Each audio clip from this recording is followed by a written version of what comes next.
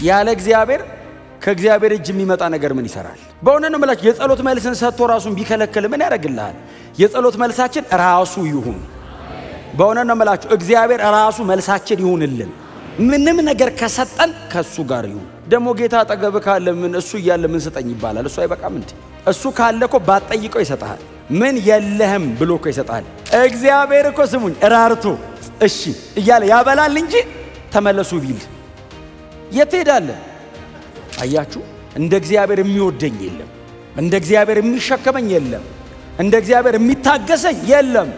እንደ እግዚአብሔር የሚንከባከብ፣ እንደ እግዚአብሔር የሚጋርድ፣ እንደ እግዚአብሔር የሚጠብቅ፣ እንደ እግዚአብሔር አዳኝ የለም። ውሸት ነው። ሌላው ያለውን የሚያደርግ እግዚአብሔር ብቻ ነው። ተናግሯል፣ ያደርጋል። ወደ ረፍቴ አስገባለሁ ብሎ እግዚአብሔር ከተናገረ ወደ ረፍቱ ያስገባል። ለምንድን ነው የቀሩት? እምቢ አሉት።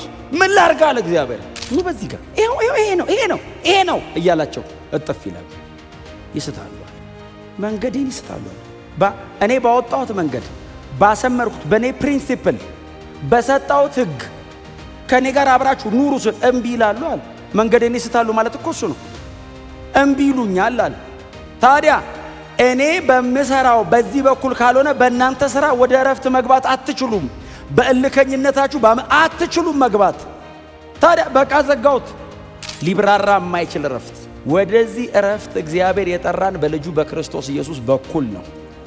አያችሁ፣ ይሄ እረፍት የዘላለም እረፍት ነው። ይሄ በክርስቶስ ደም ተመርቆ የተከፈተ እረፍት ነው። በክርስቶስ ሥጋ መቆረስ ተመርቆ የተከፈተ ዘላለማዊ እረፍት ነው። አያችሁ፣ ከዚህ እረፍታው እንዳጎሉ በእንደዚህ አይነት መቅበዝበዝ በእንደዚህ አይነት እረፍት ማጣት ውስጥ ያላችሁ ሰዎች ካላችሁ እውነተኛ ሰላምና እረፍት ያለው በክርስቶስ ኢየሱስ በኩል ብቻ ነው። ሌላ እረፍት የለም፣ ሌላ ሰላም የለም፣ ሌላ ማረፊያ የለም። ስለዚህ ለዚህ ድምፅ መልስ ስጡ ነው አይደል እግዚአብሔር እያለ ያለው። መልስ ስጡ ለዚህ ድምፅ፣ ወደ እረፍቴ ኑ ግቡ እያለ ነው እግዚአብሔር። አንገባም ብሎት ነው እባካችሁ ኑ። ቸርች ድረስ መጥቶ ሰው መቼስ አልገባም አይልም። ልብስ አይገዙም።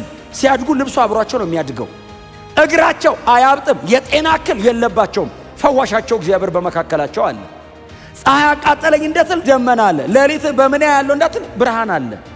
ምንም ነገር ሳያዋጡ ዝም ብለው ነው የሚኖሩት። መዳን በእምነት እኮ አስቸጋሪ ነው። በሥራ ሲሆን እኮ ነው ደስ የሚለው። ልፋ ሲባል ሰው ላቡ ጠብ ሲል ልክ ነው ይላል። ቁጭ ብለህ በነፃ ግባ ሲባልስ ተባኬ ነገር ልክ አይመስለኝም ይላል። የማይለወጥ አምላክ እኔ ጋር የራራው የኢየሱስ ደም አለ ስላለ እንጂ እግዚአብሔር ባህሪ ቀይሮ አይደለም። ጽድቁ ተዛንፎበት ምሕረቱ በስቶበት እንዳይመስልህ። ድሮም መሐሪ ነው፣ ዘንድሮም መሐሪ ነው። ድሮም ጻድቅ ነው፣ ዘንድሮም ጻድቅ ነው። አይዛነፍም ባህሪው። እኔን ኮሚኒኬት የሚያደርግበትን መንገድ ቀየረ። ድሮ በሕግ ነበር፣ አሁን በልጁ አረገው። በኢየሱስ ደም በኩል አርጎት እንጂ የእግዚአብሔር መሰረታዊ ማንነቱ አይነቃነቅ።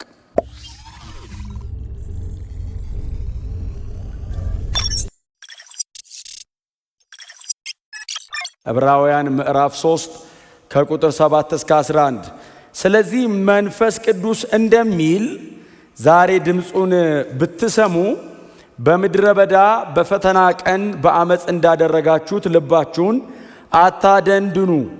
አባቶቻችሁ በዚያ ተፈታተኑኝ፣ መረመሩኝ፣ ያደረግኩትንም ሁሉ ለ40 ዓመት አዩ።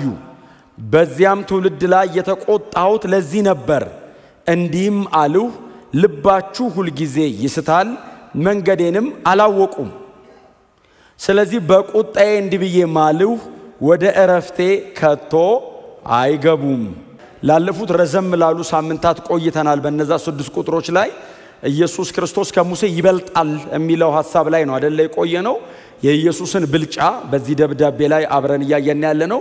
ስለዚህ የዚህ ደብዳቤ ጸሐፊ፣ የዚህ የዕብራውያን መልእክት ጸሐፊ የክርስቶስ ኢየሱስን ከሙሴ መላክ እዚህ ምዕራፍ 3 6 ቁጥሮች ላይ ብቻ ጀምሮ የሚጨርሰው አይደለም። ከዚህም በኋላ በሚኖሩ አንዳንድ የዕብራውያን መጽሐፍ ምዕራፎች ውስጥም አለፍ አለፍ እያለ ሙሴን ማንሳቱ አይቀርም። ምክንያቱም ሙሴ እንዲዋዛ አይነት ሰው አይደለም። እንደዚህ በ6 ቁጥር የምዘሉት አይነት ሰው አይደለም። በጣም ታላቅ አገልጋይ ስለሆነ አለፍ አለፍ እያለ ያነሳዋል እና እነሱን ሐሳቦቹን ለተወሰነ ጊዜ ጋፕ ይሰጥና ከዛ ወደ አፕሊኬሽን ነው የሚገባው። በ6 ቁጥሮች ውስጥ በጣም አስደናቂ በሆነ መንገድ ነው ንጽጽር አድርጎ ኢየሱስና ሙሴ አንድ ቤት ነው ያሉት፣ ሁለቱም አንድ ቤት ውስጥ ነው እያገለገሉ ያሉት። ያኛው ሎሌ ነው፣ ይሄኛው ልጅ ነው።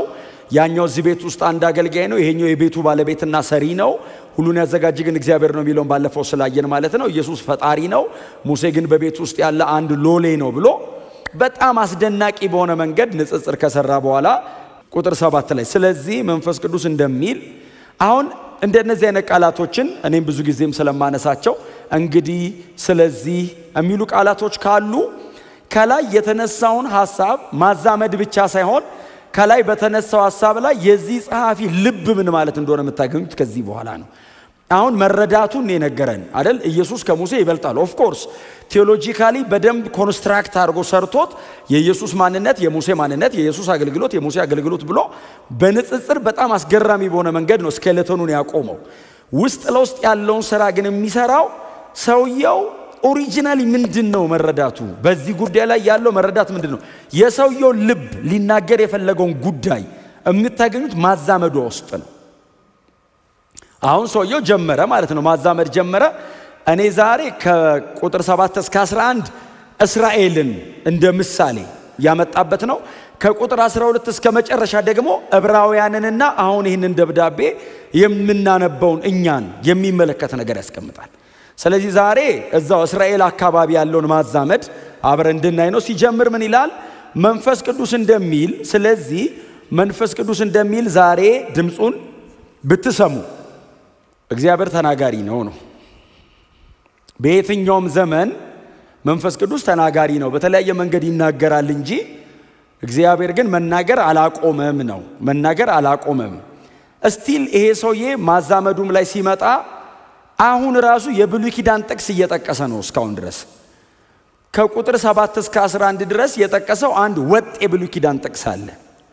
በቀደመው ኪዳን በተለይ በዘሁልቅ መጽሐፍ ላይ እስራኤላውያን በእግዚአብሔር ላይ ማመጻቸውን እግዚአብሔርን መፈታተናቸውን በመጽሐፍ ቅዱስ ውስጥ ያንን ሁሉ ምዕራፍ ሰብስቦ አንድ ሰው በእነዚህ ያህል ቁጥሮች ስብስብ አድርጎ አንድ ቦታ አስቀምጦታል። እና የዚህ ደብዳቤ ጸሐፊውን ዘሁልቅ መጽሐፍ፣ ዘጸአት መጽሐፍ፣ ዘሌዋውያን ምናምን ከሄደ ሊረዝምበት ነው። ያንን ሁሉ ሐሳብ ስብስብ አድርጎ በ5 እና በ6 ቁጥር ውስጥ ያስቀመጠለት ሰው አለ ብሉይ ኪዳን።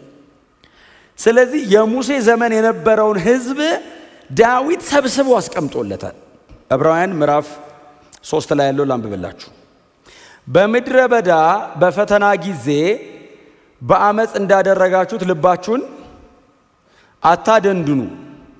እኔ በአዲሱ መደበኛ ትርጉም ስለማነበው አባቶቻችሁ በዚያ ተፈታተኑኝ፣ መረመሩኝ፣ ያደረግኩትንም ሁሉ ለ40 ዓመት አዩ። በዚያ ትውልድ ላይ የተቆጣሁት ለዚህ ነበር፣ እንዲህም አልሁ፣ ልባቸው ሁልጊዜ ይስታል፣ መንገዴን አላወቁም። መዝሙር 95 ላይ ከ7 ጀምሮ እስከ 11 ድረስ ላንብብላችሁ። መዝሙር 95 እርሱ አምላካችን ነውና እኛም በእጁ ጥበቃ ስር ያለን በጎቹ የመሰማሪያውም ሕዝብ ነን። ዛሬ ድምፁን ብትሰሙ በምድረ በዳ በነበራችሁበት ቀን በማሳ በመሪባም እንዳደረጋችሁት ልባችሁን አታደንድኑ። ስራዬንም ቢያዩም አባቶቻችሁ በዚያ ፈተኑኝ፣ ተፈታተኑኝ። ያን ትውልድ 40 ዓመት ሙሉ ተቆጣሁት። እኔም ልቡ የሸፈተ ሕዝብ ነው፣ መንገዴንም አላወቀም አለው። ስለዚህ ፈጽሞ ወደ ዕረፍቴ አይገቡም ብዬ በቁጣዬ ማልሁ። ይህንን ቃል አንድ ቁጥር ሳይቀንስ አንድ ሐሳብ ሳያወጣ ከመዝሙር 95 ላይ የዕብራውያኑ ጸሐፊ ሙሉ በሙሉ ምዝዝ አድርጎ አምጥቶ ሙሉ በሙሉ አስገባው። በጣም ይገርማቸዋል። የዕብራውያኑ ጸሐፊ ሲጽፍ ዛሬ ድምፁን ብትሰሙ ብሎ ከመንፈስ ቅዱስ ጋር አያይዞታል። መንፈስ ቅዱስ በባሪያው በአገልጋዩ በዳዊት በኩል ዳዊት ኢንስፓየርድ ሆኖ መንፈስ ቅዱስ ዳዊትን ተቆጣጥሮት በዳዊት በኩል የመጣውን ቃል የዕብራውያኑ ጸሐፊ ዳዊት ዘምሮታል። የቀደመውን የእስራኤልን ሕዝብ በምድረ በዳ የነበረውን እልህኛና አልታዘዝ ያለውን ሕዝብ ዳዊት ዘምሮታል። በዚያን ዘመን በመሪባና በነዛ በሸለቆቹ እግዚአብሔር ውሃ ባወጣበት ዘመን ያንን ሁሉ ተአምር እግዚአብሔር በሰራበት በ40 ዓመቱ ላይ እልከኛ ነበር ህዝቡ፣ አመፀኛ ነበር ህዝቡ። እግዚአብሔር ምን አለ? ፈተኑኝ አለና ተፈታተኑኝ አለ እግዚአብሔር። አምላክነቴን መቀበል አልፈለጉም አለ። ወደ ግብፅ ንጉሥ ሾመን እንመለስ እስኪሉ ድረስ በባሪያው በሙሴ ብቻ ሳይሆን በእግዚአብሔር አምላክ በያህዌ ለማመን ፈቃደኛ ተፈታተነኝ ይሄ ህዝብ አለ እግዚአብሔር።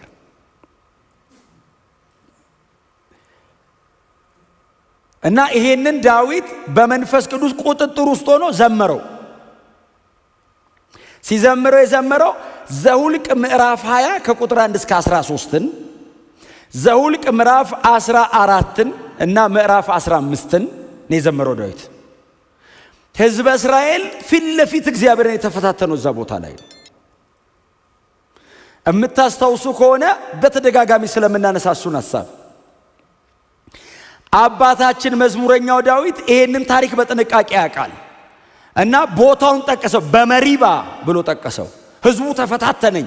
እግዚአብሔር ከአለት ውሃ ያፈለቀበት ቦታ ነው እሱ ቦታ። እና ያንን ቦታ ዳዊት በመንፈስ ቅዱስ ኃይል ሆኖ በገናውን አንስቶ በገናውን እየደረደረ ሲዘምር ዛሬ ድምፁን ብትሰሙ በዛ ዘመን እግዚአብሔር አምላክ በባሪያው በሙሴ በኩል የተናገረውን ዳዊት እንደገና በመንፈስ ቅዱስ ቁጥጥር ውስጥ ሆኖ ዘመረው። ሲዘምረው ይሄ ጸሐፊ ከሙሴ ሳይሆን ከዳዊት ወሰደ። ከዳዊት ሲወስድ አባታችን ዳዊት ሲዘምር አይደለም ያለው፣ መንፈስ ቅዱስም አለ። ኦኬ ከዳዊት እንደተወሰደ የዚህ ደብዳቤ ጸሐፊ አያውቅም ነበር ወይ? ያውቃል። እንሂድ ምዕራፍ 4 ቁጥር 7 ላይ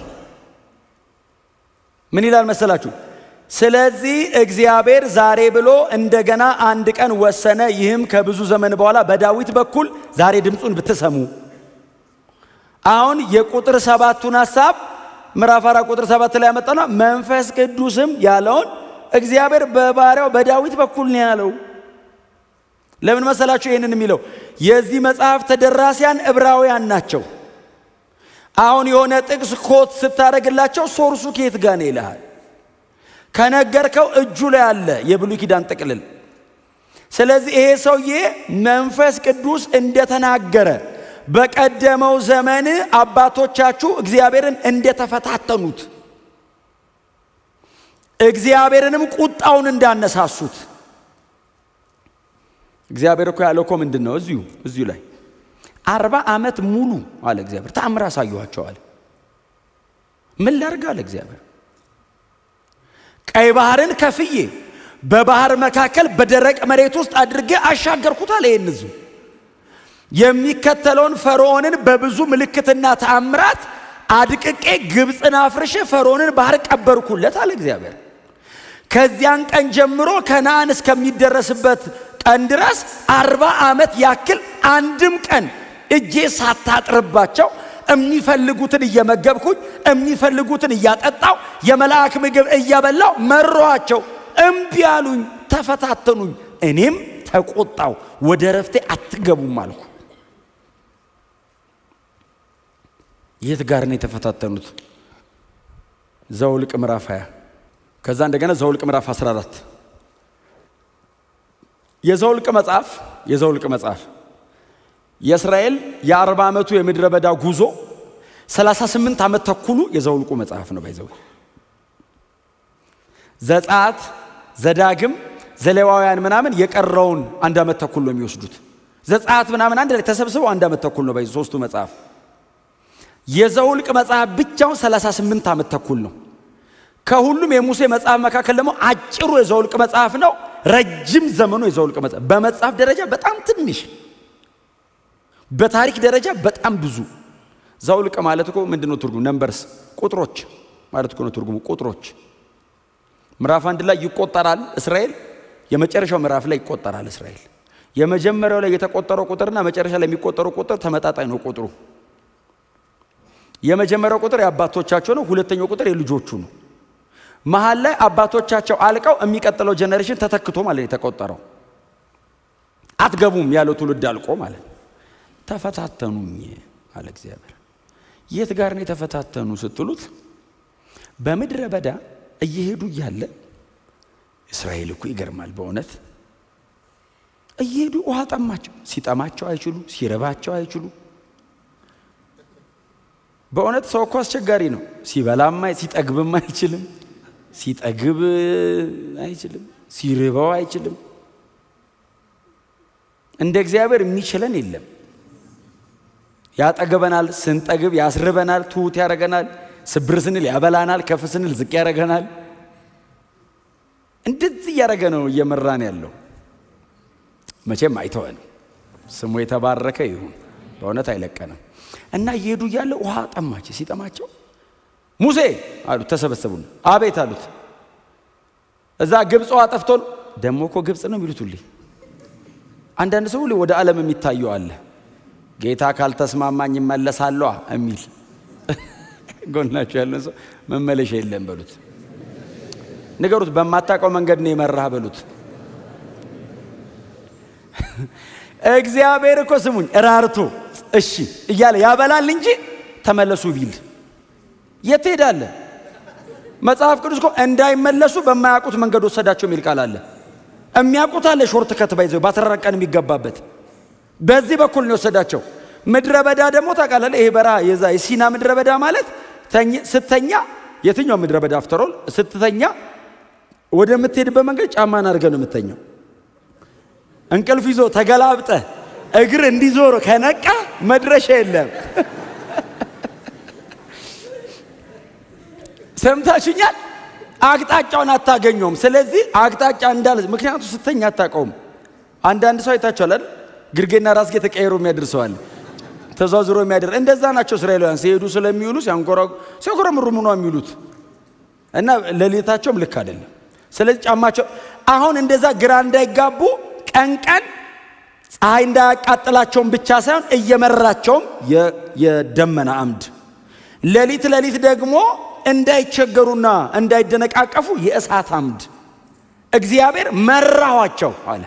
እንደውም እኮ እንደዚህ የሚል ቃል አለ በነቢያት መጽሐፍ፣ እግዚአብሔር ብቻውን መራው ከእርሱም ጋር ማንም አልነበረም የሚል ቃል አለ። በጣም የሚገርም ቃል ነው።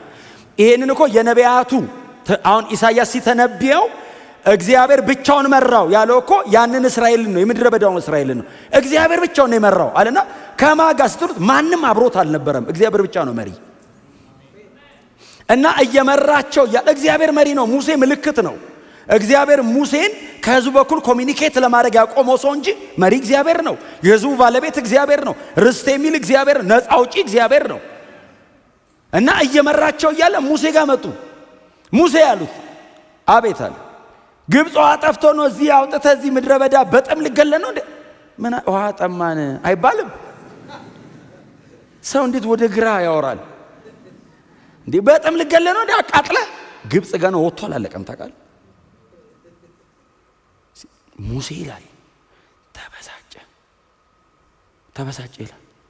ከዛ እንደዚህ ያሉት እንመለሳ ካልሆነ እንደውም አንተ አልተመቸንም። ቃል በቃል እንደሱ ነው። አልተመቸ አንፈልግም አንተ ሲሉት መጽሐፍ እንደዚህ ይላል አሮንና ሙሴ በህዝቡ እግር ስር ወደቁ ይላል። መሮታ በቃ እሺ አለና ከዛስ ሙሴ ወደ ቤቱ ሲመለስ የእግዚአብሔር ደመና መገናኛ ድንኳኑ ላይ ወረደ ይላል። እግዚአብሔር መጣ። ሙሴ አለው አቤት አለው። ገባ ወደ ውስጥ አለው። ገባ። ሂድና አለው እሺ አለው። በትርን ውሰደው አለው። ከዛስ አለው ሂድና አለቱን አለው እግዚአብሔር አለቱን ተናገረው፣ ሁለቴ ተናገረው አለው። ከዛስ ውሃ ይወጣላችኋል አንተና ለአሮን ይህም ህዝብ ይጠጣ አለው። እኔን ናቁት አለው። ታውቃለህ ቃል በቃል እግዚአብሔር እንደሷል ንቀውኝ ነው አለ። ካንተ ጋር አይደለም አለው። ተፈታተኑኝ። እየመራኋቸው ነው፣ አልጎደለባቸው። ወደ ኋላ ቢዞሩ እግዚአብሔር ከምን እንዳወጣቸው ቢመለከቱ ዛሬ ኮምፕሌን አያረጉ። ከግብፅ በምን አይነት ተአምር እንዳወጣው እስራኤል ቢያስብ ከእግዚአብሔር ጋር ምድረ በዳ መኖር አይደለም መሞት ያዋጣል። በግብፅ ቤተ መንግስት ከመቀመጥ ከእግዚአብሔር ጋር ምድረ በዳ መሞት ለእስራኤል ክብሯ ነው። እንኳን በእንደዚህ አይነት መንገድ እየተንከባከበ የሚመራ አምላክ። ተፈታትነውኛል፣ ንቀውኛል፣ ተዋቸው፣ ችግር የለም ሂድ አሉ። መጽሐፍ ሲናገር እኔ አንድ በእውነት ሳነብ በጣም የገረመኝ ቃል ሙሴም በትሩን ከእግዚአብሔር ፊት ወሰደው የሚል ቃል አለ። የራሱ ነው በትሩ የወሰደው ከየት ነው? ከእግዚአብሔር ፊት። ከእግዚአብሔር ፊት አንስቶ ይዞ ሄደ። ባይወስዳ ጥሩ ነበር። እሷን በትር እሷን መጥቶ ነው አይደል እንትን ያለው ይዞ ሄደ ይላል። ተበሳጭቶ ነበርና እግዚአብሔር ተናገር ያለውን አለት መታው። ሁለቴ መታው። ሲመታው ውሃው ተንዶሎዶለ ይላል። ከዛስ ህዝቡ ሁሉ መጥቶ ጠጡ፣ ደስ አላቸው የሚል ቃል አለ። ምን ያደርጋል? መጀመሪያ ነበር መደሰት። እግዚአብሔር አዘነ። በቃ ተፈታትነውኛል፣ አልተቀበሉኝም፣ አላከበሩኝም። ታዲያ አልፈልግ ይውጣላችሁ ይጠጡ አለ እግዚአብሔር። እኔን ግን አልፈለጉኝም አለ። ያለ እግዚአብሔር ከእግዚአብሔር እጅ የሚመጣ ነገር ምን ይሰራል? በእውነት ነው የምላችሁ። የጸሎት መልስን ሰጥቶ ራሱን ቢከለክል ምን ያደርግልሃል? የጸሎት መልሳችን ራሱ ይሁን። በእውነት ነው የምላችሁ። እግዚአብሔር ራሱ መልሳችን ይሁንልን። ምንም ነገር ከሰጠን ከሱ ጋር ይሁን። ደግሞ ጌታ አጠገብ ካለ ምን እሱ እያለ ምን ስጠኝ ይባላል? እሱ አይበቃም እንዴ? እሱ ካለ እኮ ባትጠይቀው ይሰጣል። ምን የለህም ብሎ እኮ ይሰጣል። የሆነ ሴትዮ አለች፣ የሁለተኛ ነገሥት ምዕራፍ 4 የሱነም ከተማዋ ሴት። እሷ ስሟ ቢጠራ እንዴት ጥሩ ነበር መሰለኝ። ምን አይነት ታላቅ ሴት ናት ነው የሚላት። ባይዘው እንትናን የጻፈው ይባላል እዝራ እና ሲጽፈው እቺ ታላቅ ስሟን አልነገሩትም። እሱ በዛ ዘመን ስላልነበረ የምትገርም ናት ብሎ ታላቅ ሴት ይላል። ትዝ ይላችኋል። ኤልሳ በቤቷ ያልፈ ነበር የሚል ቃል አለ። ረጅም ነው መንገድ የሚሄደው ኤልሳ። በጣም ረጅም መንገድ ስለሚሄድ የነሱ ሀገር ፀሐይ ነው፣ እንደ ዘንድሮም ፋሲሊቲ ብዙ ስለሌለ እንደዚህ ያለች የእግዚአብሔር ሰው አለች ባሏን ቁጭ አድርጋ።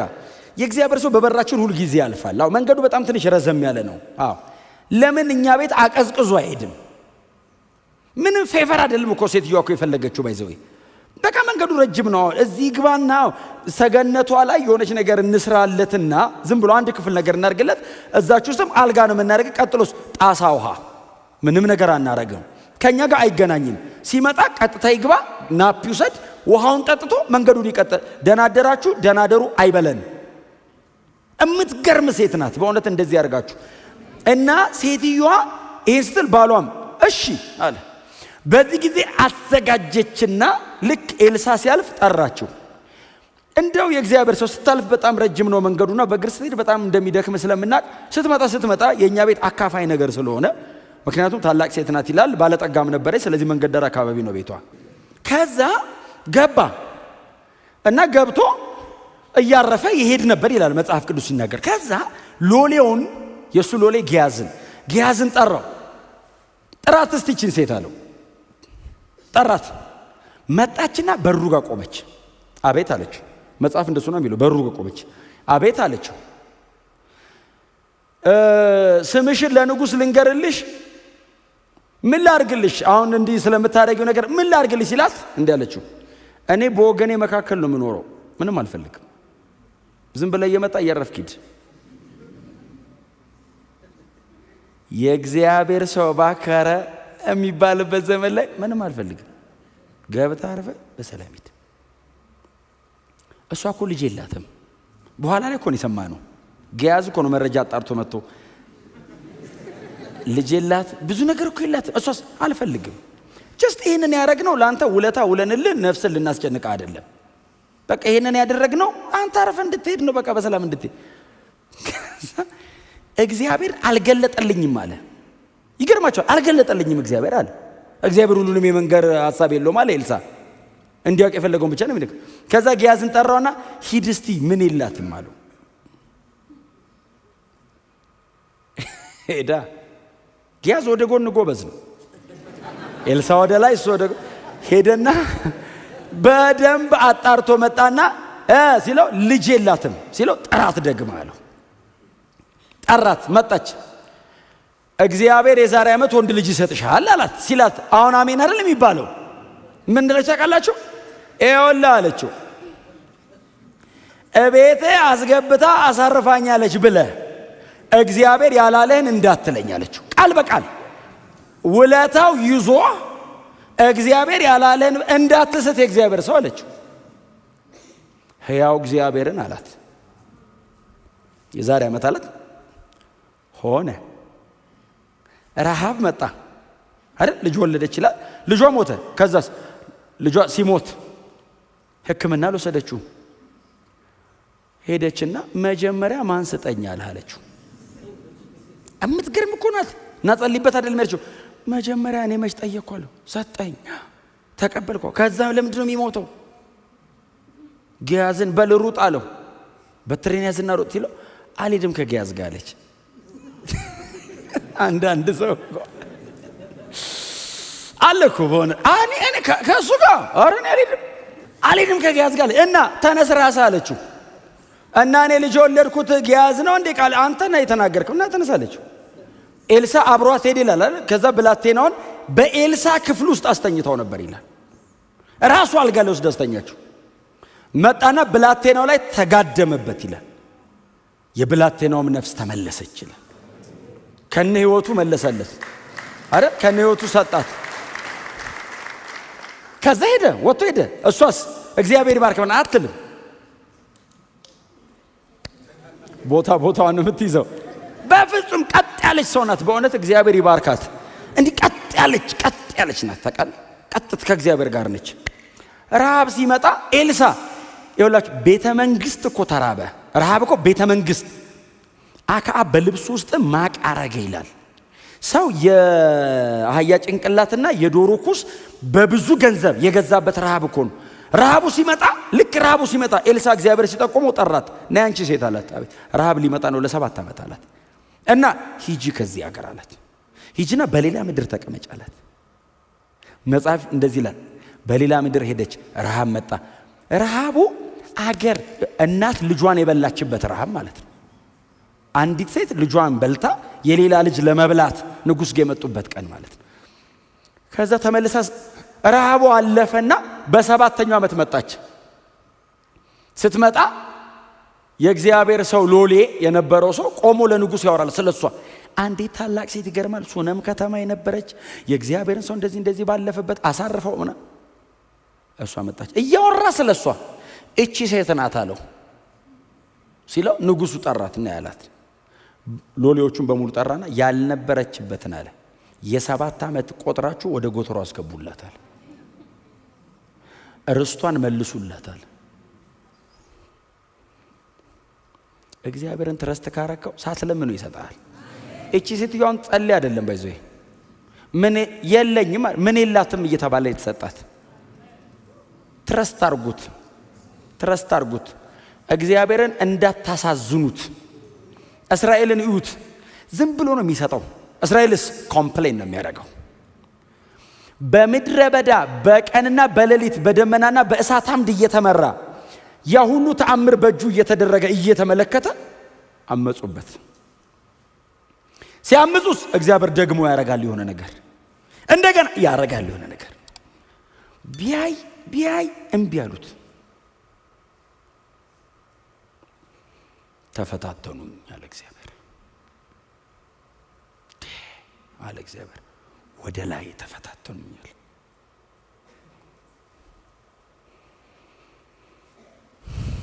ሌላው ተፈታተኑት በጣም የምታውቁት ነው። ዘኍልቍ 14 ላይ በጣም የምታውቁት ባለፈውም ሳምንት ይሁን የ15 ቀን አንስቼዋለሁ። ካሌብና ኢያሱ ሄደው የከነዓንን ምድር ሰልለው የመጡበት ወቅት ትዝ ይላችኋል። የከነዓን ምድር የተሰለለበት ወቅት 12 ሰው ሄዶ ሰልሎ መጣ። 10ሩ መጡና እንደዚህ አሉ፣ ምድሪቱ ጥሩ ናት አሉ። አለ ሙሴ። ጎሽ ታዲያ ለመኖርስ? በጣም ለመኖር ምቹ ናት አሉ። እና እንሂድ ሲል ኧረ አንሞክረው። ለምን? የምድሪቱ ነዋሪዎች የኒፊሊም ዝርያ የሆኑ ኢናቃውያን ናቸው። ሳይዛቸው አሉት ለሙሴ እኛና እነሱ ስንነጻጸር ሰውና አንበጣ ያክልን እና እንዴት ብለን ነው የምንገባው? ይረግጡናል። ጭፍልቅ ነው የሚያደርጉን፣ አንገባም ሲሉ እግዚአብሔር ምንድን ነው ያለው? ይህ ሕዝብ አመፀኛ ነው አለ። እኔ አይደለ ወይ አስገባቸዋለሁ ያልኩት? አዎ። እንዴ ለምንድን ነው እኔን የማታዩኛል እግዚአብሔር? ከዛ ሁለቱ ኢያሱና ካሌብ መጡ። እናንተስ አላቸው። እግዚአብሔር ምድሪቱን አሳልፎ ሰጥቶናል አሉ። ታዲያ ሰዎቹ ሳይዛቸው ትልልቅ ነው አሉ ሲሏቸው እግዚአብሔር በፊታችን እንደ እንጀራ አሳልፎ ይሰጠናል፣ እኛም ገብተን እንወርሰዋለን አሉ። ሰሙኝ። ይሄንን እነዛ ሁለቱ ወጣቶች የዩፎኒ ልጅ እነ ኢያሱና ካሌብ ሲያወሩ 10 ይላል በጀርባ በኩል ሄዶ ህዝቡን አሳመጹ ይልና ሌሊቱን ሙሉ ሲያምጹ አደሩ። በሚቀጥለው ቀን ኢያሱና ካሌብን ሙሴንም ለመውገር ተነሱ ይላል። በድንጋይ ሊወግሯቸው እግዚአብሔር መጥቶ ተፈታተኑኝ አለ። ድጋሚ እልከኞች ናቸው አለ። በዚህ ሁሉ 40 ዓመት ሙሉ ነው እግዚአብሔር ያየው ባይዘው ያን ህዝብ። አንድ ቀን፣ 2 ቀን፣ 2 ተአምር፣ 3 ተአምር አይደለም። አንዳንዱ ተወልዶ ጎልማሳ እስከሚሆንበት ዘመን ድረስ እግዚአብሔር ተአምር ብቻ እያደረገ አንዲት ነገር ሳያዋጡ ነው እግዚአብሔር በምድረ በዳ የሚያርስ የለም። አያርሱም፣ ይበላሉ። ልብስ አይገዙም፣ ሲያድጉ ልብሱ አብሯቸው ነው የሚያድገው። እግራቸው አያብጥም፣ የጤና እክል የለባቸውም። ፈዋሻቸው እግዚአብሔር በመካከላቸው አለ። ፀሐይ አቃጠለኝ እንደትል ደመና አለ። ሌሊት በምን ያለው እንደትል ብርሃን አለ። ምንም ነገር ሳያዋጡ ዝም ብለው ነው የሚኖሩት። መዳን በእምነት እኮ አስቸጋሪ ነው። በሰራ ሲሆን እኮ ነው ደስ የሚለን። ልፋ ሲባል ሰው ላቡ ጠብ ሲል ልክ ነው ይላል። ቁጭ ብላ በነፃ ገባ ሲባልስ ተባኬ ነገር ልክ አይመስለኝም ይላል።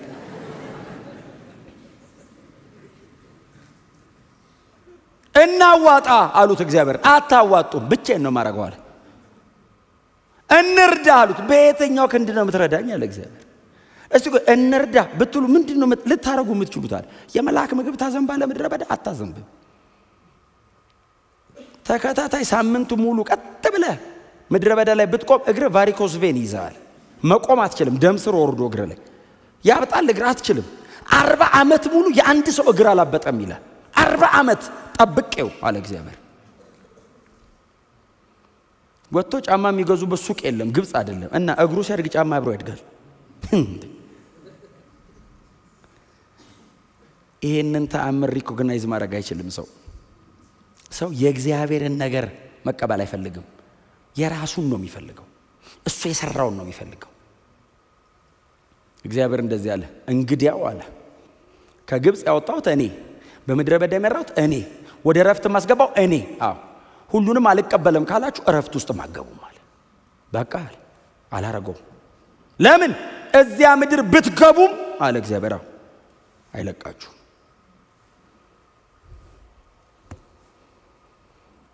ቁጥር 10 ምንድን ነው የሚለው?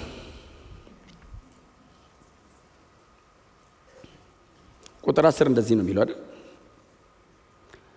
በዚያም ትውልድ ላይ የተቆጣሁት ለዚህ ነበር፣ እንዲህ አሉ፣ ልባቸው ሁል ጊዜ ይስታል፣ መንገዴንም። በጣም የሚገርማችሁ መጽሐፍ ሲናገር ምን እንደሚለው ለእስራኤል መንገዱን ለባሪያው ለሙሴም አደራረጉን አሳየ። መንገድ እንደዚህ አሳየ። ኑ ይኸው በዚህ ጋር ሲሉ መንገዱን ይስቱታል። ኑ በዚህ ጋር ይሄ ነው እያላቸው እጥፍ ይላሉ። ይስታሉ አለ። መንገዴን ይስታሉ አለ። እኔ ባወጣሁት መንገድ ባሰመርኩት በእኔ ፕሪንሲፕል በሰጣሁት ሕግ ከእኔ ጋር አብራችሁ ኑሩ ስል እምቢ ይላሉ አለ። መንገዴን ይስታሉ ማለት እኮ እሱ ነው። እምቢ ይሉኛል አለ።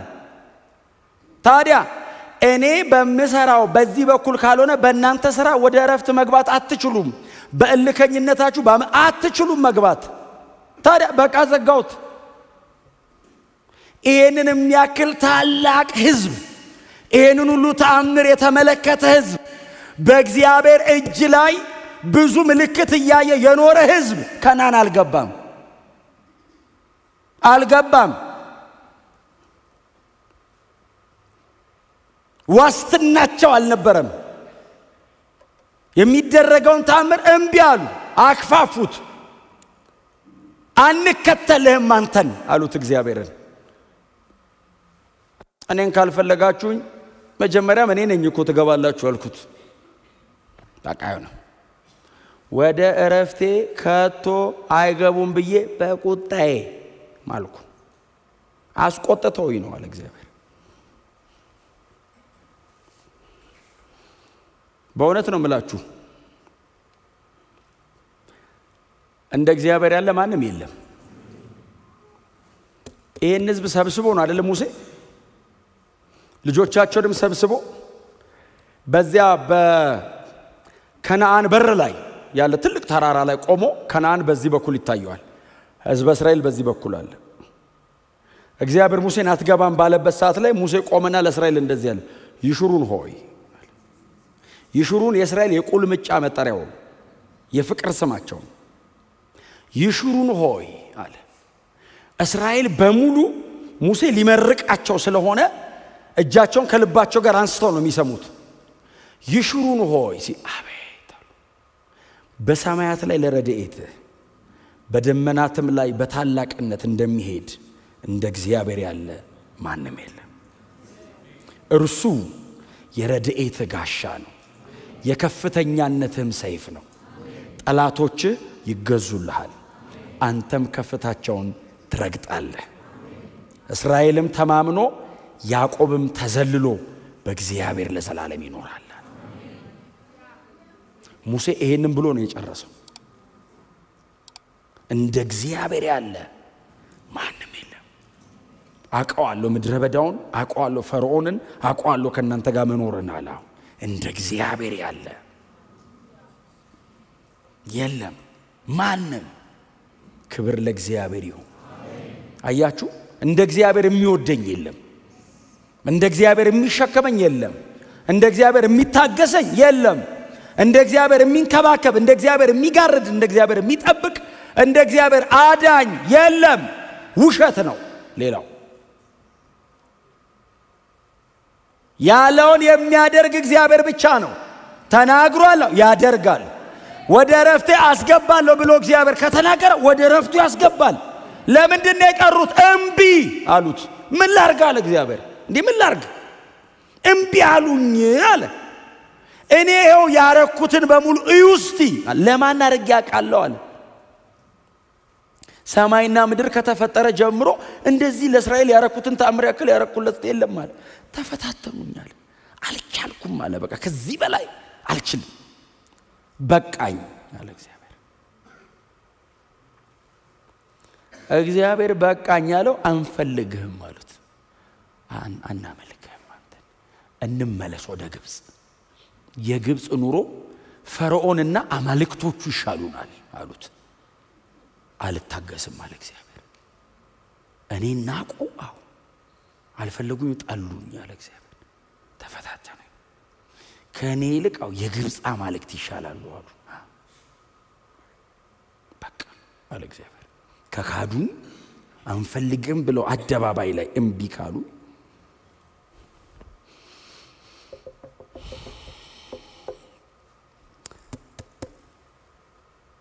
በጣም ሶ ኢንትረስቲንግ የሆነው የሚቀጥለው ደግሞ የኛ ነው። ቀጥታ የኛ ነው ባይዘው የሚቀጥለው እንዲም እንዳንል አድርጎ እፍን ነው የሚያደርገን። ከዛ ምዕራፍ 4 ላይ እረፍት ነው። የአዲስ ኪዳን እረፍት። የብሉይ ኪዳኑ ከነዓን ነው። አዲስ ኪዳን እረፍት አለ። በጣም ሊብራራ የማይችል እረፍት።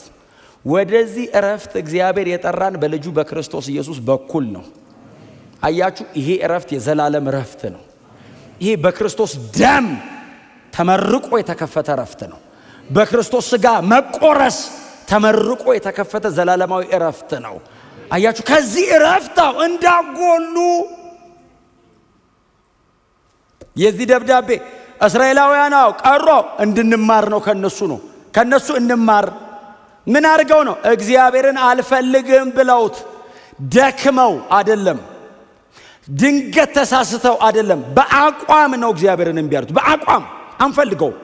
ለምን አንፈልገው? የግብፅ አማልክት ይሻሉናል። አንድ ቀን አይደለም ያሉት፣ ተከታታይ የዘኍልቍ መጽሐፍን ብታጠኑ ተከታታይ ብለዋል። በተደጋጋሚ አንፈልገውም። እንማር ከነዚህ ሰዎች ይላል። በእውነት እንማር። አሜን ነው። እግዚአብሔርን እንዳትፈታተኑ። አልፈልግም እንዴት ይባላል? እንኳን እግዚአብሔር ሰው አይባልም። እንኳን ክቡሩ እግዚአብሔር አድኖ በልጁ ደም ቀድሶ በቤቱ የተከለን አምላክ ይቅርና ስለ ኃጢአቴ በመስቀል ላይ የሞተልኝ ኢየሱስ ይቅርና ሰው አይባል አልፈልግም አንፈልግም አሉት። እንዳትሉኝ ነው የሚለው። ባይዘው ዛሬ ድምጹን ብትሰሙ ነው እኮ ዛሬ ድምጹን እምትሰሙ ከሆነ ያው እዛ ጋር ያለው ለትምህርታችን ተጽፏል። አንድ ቃል ልንገራችሁና ልጨርስ። እናንተ በኋላ አንደኛ ቆሮንቶስ ምዕራፍ 10ን አንብቡት። እሺ ከቁጥር 1 ጀምሮ እንደዚህ የሚል ቃል አለ። ስሙ። ይሄ በጣም በጣም በጣም በጣም ጥሩ ቃል ነው። እንደዚህ ይላል። ስለ እስራኤልና ስለ ቸርች አይደል ንጽጽሩ? ስለ እስራኤል ሲነ በባህርና በደመና ተጠመቁዋል። እግዚአብሔር ባፕታይዝ ያደረጋቸዋል። ደመና ከላይ ባህር ከታችሁን በመሃል በባህርና በደመና ተጠመቁዋልና ከሚከተላቸው አለት ብሎ ከክርስቶስ ጠጡ አለ።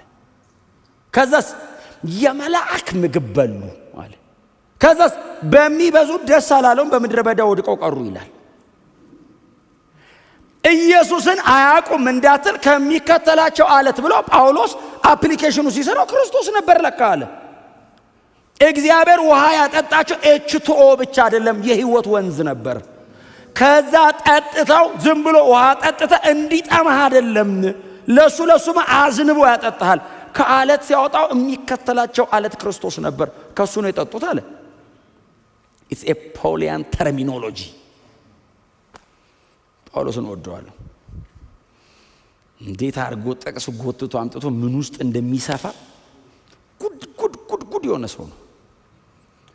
እኛ ዝም ብለን ባህር ተከፍሎ አለፉ እምንለውን ጳውሎስ ጥምቀት ነው አለ። በደመናና በባህር ተጠምቀው ነው አለ። ባፕታይዝ አረጋቸዋል።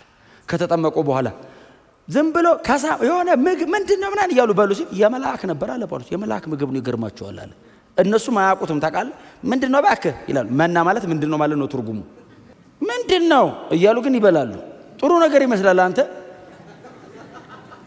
ጳውሎስ ያለውን ቀጥታ ነው ያልኩት። የመላእክ ምግብ በሉ ከሚከተላቸው አለ ተዋጠጡ ክርስቶስ ነበር፣ ግን በሚበዙት ደስ አላለው። ለምን?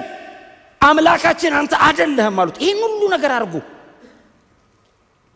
የሆነ ኃጢአት ሰሩ አይደለም ባይዘው እያለ ያለው ክፍሉ እምቢ አንከተልህም አሉት። እግዚአብሔርን ከመካድ የሚበልጥ ኃጢአት የለም። ኢየሱስን አለመቀበል ነው ኃጢአት። በምድር ላይ የማይሰራ ኃጢአት እኮ መንፈስ ቅዱስን መሳደብ ነው። መንፈስ ቅዱስን መሳደብ ምን ማለት ነው? መንፈስ ቅዱስ እኮ የክርስቶስ ምስክር ነው። መንፈስ ቅዱስ ምንድነው ታዲያ? ኢየሱስ ክርስቶስ በመስቀል ላይ ሞቶልሃል ይላል። አው ተቀበል ሲል እምቢ ስትለው መንፈስ ቅዱስን መሳደብ ማለት የክርስቶስ ኢየሱስ ምስክር ሆኖ አጠገብ ሲመጣ ምስክርነቱን አለመቀበል ነው። እና ኃጢአቱ አይሰራ። በክርስቶስ ኢየሱስ የመስቀል ሞት በሱ ስራ አለማመን የዘላለም ጥፋት አለው ነው። አላምንም በኢየሱስ ካልክ እግዚአብሔር አይሰረም። ይሄኛው በክርስቶስ አምናለሁ ካልክ ምንም ኃጢአት ያስወግድልሃል። ዋናው ኃጢአት በክርስቶስ መንፈስ ቅዱስን መሳደብ ምስክርነቱን መናቅ ነው። የመንፈስ ቅዱስ የምድር ስራ ስለ ክርስቶስ ኢየሱስ መናገር ነው። መሳደብ ማለት አለመቀበል ነው። እሱን ምስክርነት ልክ አይደለም ስትለው ነው ሰደብከው። የማይዋሻ አምላክ መንፈስ ቅዱስን ኢየሱስ ክርስቶስ ብቻ ያድናል ሲል አይ ልክ አይደለም ዋሻዬ ስትለው ማለት ነው። ማንነቱን ነው ገባ የምትነካው። ዋሻዬ ስትለው እሱ ውሸት አያውቅም፣ እውነት ብቻ ነው። መንፈስ ቅዱስ ዝም ነው የሚል ዋሻዬ ስትለው ዝም ነው የሚል ታግሶ ጸጥ የሚል ለምን መሰለህ? መሀል ላይ ኢየሱስ ደም አለ እንጂ መልአክ እኮ ለፍራክሽን ኦፍ ሰከንድ አይቶት አያውቅም። በቅብል እጥፍት ነው የሚያደርገው። የኢየሱስ ደም ስላለ ዝም ይላል። የማይለወጥ አምላክ እኔ ጋር የራራው የኢየሱስ ደም አለ ስላለ እንጂ እግዚአብሔር ባህሪ ቀይሮ አይደለም። ጽድቁ ተዛንፎበት ምሕረቱ በስቶበት እንዳይመስልህ። ድሮም መሐሪ ነው፣ ዘንድሮም መሐሪ ነው። ድሮም ጻድቅ ነው፣ ዘንድሮም ጻድቅ ነው። አይዛነፍም ባህሪው። እኔን ኮሚኒኬት የሚያደርግበትን መንገድ ቀየረ። ድሮ በሕግ ነበር፣ አሁን በልጁ አረገው። በኢየሱስ ደም በኩል አርጎት እንጂ የእግዚአብሔር መሰረታዊ ማንነቱ አይነቃነቅ። ትላንትናም ዛሬም እስከ ለዘላለም አንቼንጀብል ነው። እስቲ አሜን በሏ። በክርስቶስ ኢየሱስ በኩል ተጠርተናል።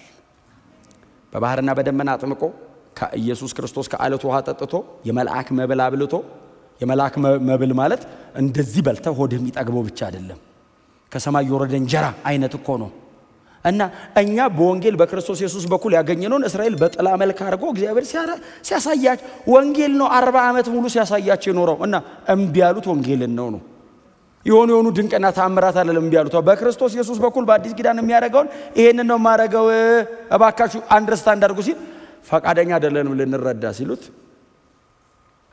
ይገርማቸዋል በዚህ በኩል ብትሄዱ ከናንተ ገባላችሁ አይደለም ያላቸው እረፍት ነበረው ነው ያላቸው አፍተር ኦል የሆነ ጂኦግራፊካል ሎኬሽን አይደለም እረፍት ከእግዚአብሔር ጋር መኖር ነው ወደ እረፍት አትገቡም ያለው በቃ በዚህ በኩል ካልሆነ በቀር እኔና እናንተ አብረን መኖር አንችልም ማለት እግዚአብሔር ስለዚህ ምናልባት በእውነት ነው የምላችሁ በእንደዚህ አይነት መቅበዝበዝ በእንደዚህ አይነት እረፍት ማጣት ውስጥ ያላችሁ ሰዎች ካላችሁ እውነተኛ ሰላምና እረፍት ያለው በክርስቶስ ኢየሱስ በኩል ብቻ ሌላ እረፍት የለም ሌላ ሰላም የለም ሌላ ማረፊያ የለም ስለዚህ ለዚህ ድምጽ መልስ ስጡ ነው አይደል እግዚአብሔር እያለ ያለው መልስ ስጡ ለዚህ ድምጽ ወደ እረፍቴ ኑ ግቡ እያለ ነው እግዚአብሔር አንገባም ብሎት ነው እባካችሁ ኑ ቸርች ድረስ መጥቶ ሰው መቼስ አልገባም አይልም